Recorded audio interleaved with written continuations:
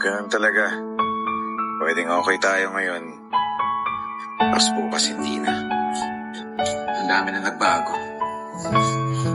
Dati-rate, tinatapos mo pa yung sasabihin ko. Kaya nga maghiwalay na tayo, di ba? Ang gusto nyo, responsibilidad lagi ng babae na ayusin ang pamilya. May kasalanan man ang lalaki o wala. Hindi ba pwedeng pagod lang ako? Hindi ba pwedeng ayoko lang na makasama ka? Pinagod kita. Parang wala akong inampag dito sa pamilya natin. Sa dami ng sinabi ko sa'yo dahilan, hanggang ngayon iniisip mo pa rin na wala kang pagkukulang? Eh kaya nga nagkakandalensya-lensya tong pagsasama natin, di ba? Magtitiis ka pero hindi ka magsasalita. Tapos sasabihin mo ako yung may pagkukulang? Dahil dapat alam mo kung ano kailangan ko. Takot kang magsabi ng totoo dahil alam mong aayusin ko. Hindi naman natutungkol sa pagkukulang ko eh. Naghahanap ka lang ng dahilan para ipuntot sa akin yung sisi. Kaya nga patong-patong na kasinungalingan mo sa akin, di ba? Ginagawa mong taka. Alam kong hindi silukas ang kapit mo.